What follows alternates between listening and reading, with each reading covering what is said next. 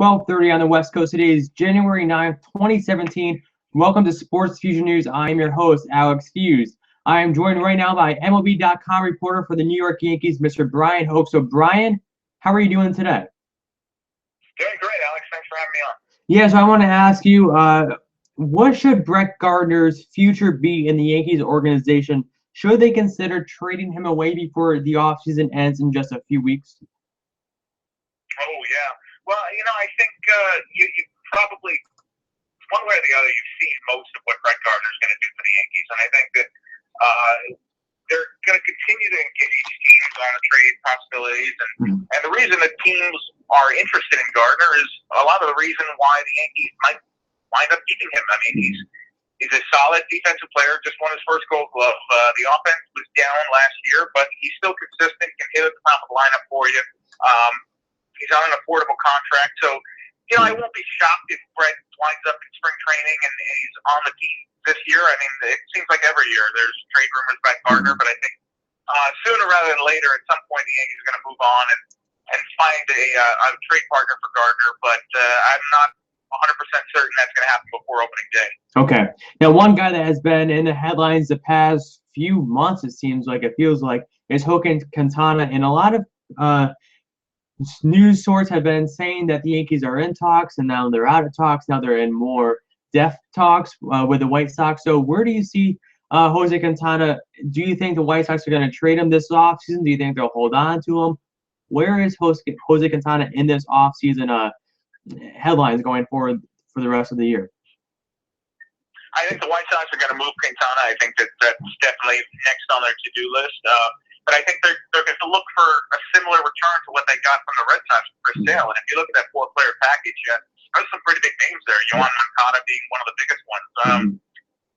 This is their chance to rebuild and retool in a really quick fashion. And so I think that if the Yankees were going to trade for Quintana, you'd have to start talking about guys like Gleyber Torres and Clint Frazier. And at this point, the Yankees would rather keep these guys for themselves. I mean, they cashed in big at the deadline last year, trading guys like Andrew Miller and Roldis Chapman to flip them to the White Sox for Quintana. I think they could do it, but I'm not 100% certain that puts the Yankees over the top. I think that Quintana would be more of a finishing move for this team, and they're more than one piece away from World Series title, I think. So if I'm the Yankees, I think what I would do is I'd hang on to Frazier and Torres and try and use those assets for myself rather than flip them to the White Sox and watch them become stars there. Okay. Now, one guy that still has not yet been signed this offseason is, of course, Bautista, the star for the Toronto Blue Jays the past few years. Now, with the Yankees trading away Brian McCann, that gives you the option of a designated hitter and also to share an A-Rod not on the team this year as well. Do you think Bautista could be considered an option for the Yankees, or do you think he'll sign with another team? Yeah, I think he's going to go somewhere else. I think the Yankees have made their move for DH already by signing Matt Holliday. They really like Holliday because he was on a shorter term deal. He got 1 year, $13 million. You can plug him in. He's not going to hurt them longer term, whereas Bautista might have taken 2, 3, 4 years. So I am kind of curious to see where Bautista goes. I wonder if the door is completely closed for him to go back to Toronto. I think that'd be interesting. But I think that he was counting on the idea that he would get 4 or 5 years, and just doesn't seem like it's out there for him. So he will be hitting somewhere, I'm sure, but it will not be for the Yankees next year. Okay. Now, one guy that is really trying to work hard to hit somewhere in the Yankees lineup is Tyler Austin, and he has said he's doing everything he can to win the first base spot come opening day. Do you think this is a true contest between him and Greg Bird, or do you think the Yankees will give Bird that spot on opening day no matter what and just go from there to test the waters? I don't think it's necessarily no matter what. I think they can make it a really tough competition. I think that they might wind up in a situation where it's a lefty-righty platoon. You wind up having Bird hit against right-handers and Austin against lefties, but I don't think anything is really guaranteed at this point. I don't think the Yankees are going in locked into the idea that Greg Bird has to be their everyday first baseman. I think they'd like it to be the case. But remember, he's coming off a surgery, so you want to see if he gets through spring training without issue. He did well in the Arizona Fall League. All the reports were positive, so that's encouraging. But I think that you could definitely see a situation where Bird and Austin are both on the roster and they're both getting meaningful at bats for this team at first base. Okay. Now, Bryan, I have to ask you, what exactly will Alex Rodriguez be doing this upcoming season? And can you talk a little bit about his specifics and his job? Yeah, well, I think that Alex has a lot of opportunities. The one thing that he has accepted is he's going to serve as a special advisor under Hal Steinbrenner. So he'll be around spring training. I mean, you'll see him in uniform. I don't know how much time he's going to be down there. Basically, it's as much as he wants to be. But I know Alex loves being around the game. He loves talking to younger players, kind of schooling them on basics and the deeper things in the game. And I think I've told you before, Alex, for all his faults off the field, I think that he is one of the smartest baseball people I've ever encountered. And so if you can have a guy like that around to kind of break down the game with your younger players and tell them, the ins and outs, hey, I've done this, don't do this, you should do this, I think that's definitely valuable. So I think that he could tour around with some of the minor league teams during the year, but I think his focus will be mostly on the younger players. And with the Yankee farm system the way it is, I mean, it's so restocked right now, and they have one of the better farm systems in the game. To have somebody like Alex around that help those players and kind of get their feet wet a little bit, that can definitely be valuable. I don't see Alex coaching at any point in the future. I don't think that he would want to put up with that travel grind. I think that's a lot to ask, but he could do any number of things. I think that he's terrific on TV. He could definitely pursue a media career if he wanted to. But for now, this is a way that he can stay in the game, and he'll be down there in spring training with the Yankees this spring. Okay.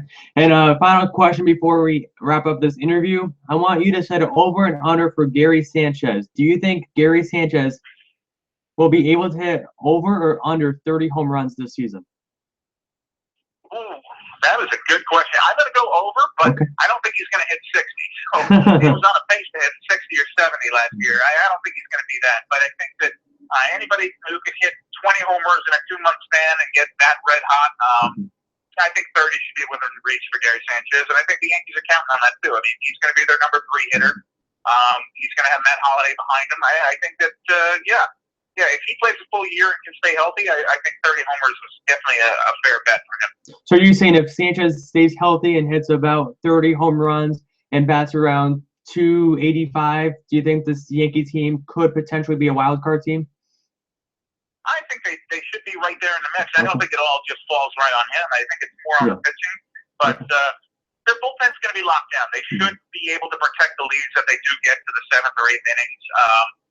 I have questions about the starting rotation. I think that the offense should be better than it was last year. I think that you get a combination of guys like Sanchez and Holliday and Bird should be able to outproduce what the Yankees got from A-Rod and Teixeira and McCann last year. If Jacoby Ellsbury can have a bounce-back year, that would be huge for them, and start getting some production out of the leadoff spot there and then in center field. I think that on paper, this team should be better than the 84 wins. I wouldn't go so far to say they're going to be 90, but I think somewhere in the 86, 87, 88 range, I think that's within reach for them, especially if some of these young players develop as they think. So I think once you get around 87, I think that puts you right in wild card contention. So they should be in September, and if they can get hot at the right time and beat teams they need to beat, they should be right in it. Okay, that makes a lot of Yankee fans here in upstate New York very happy. Okay, Bryan, where can? I'm sure it does. Yeah. Definitely a lot to watch, and I think even better things are to come in years to follow. Okay, Bryan, where can Yankee fans follow you on Twitter and read your great articles? All right, Yankees.com or on Twitter at Bryan Hoch, BRYANHOCH. Okay, great. Thank you, Bryan, for coming on the Sports Fusion News episode today. All right, thanks, Alex. Okay, Fuse Nation, just heard it from Bryan Hoch, MLB.com reporter for the New York Yankees. He thinks the Yankees could possibly be right in the mix here for a wild card team and potentially be, in contest with the divisional rivals, the Boston Red Sox. And I think they have the best shot to win the division after getting Chris Sale from the White Sox, like we talked about earlier in the show. Okay, Fuse Nation, join me tomorrow. I have 2 shows tomorrow, P.I. Rizzo and Matt Harmon. P.I. Rizzo is a sports writer for the Times Union, and Matt Harmon is an NFL.com reporter. What does he have to say about the New England Patriots and a lot of NFL football games yesterday? The Packers defeated the Giants yesterday. I got that right on here, not on Twitter. Oh well. Okay, Feuz Nation. Sorry about Giants yesterday. I know it was a giant letdown for you Giants fans here in upstate New York, but they have a very young, successful team that will look very good in the next few years. Trust me. Also, Raiders, they'll be there for the next few years as well. Trust me on that. Okay, Feuz Nation. Thank you for watching the Sports Fusion News episode. Be sure to like this video. Comment below what you thought about this show. Do you think the Yankees have a shot to make the playoffs this year? I want to hear them. Okay, Feuz Nation, be sure you are a subscriber of Sports Fusion News, and I will see you tomorrow at 3:30 and 4. Thanks for watching. Have a great rest of your day.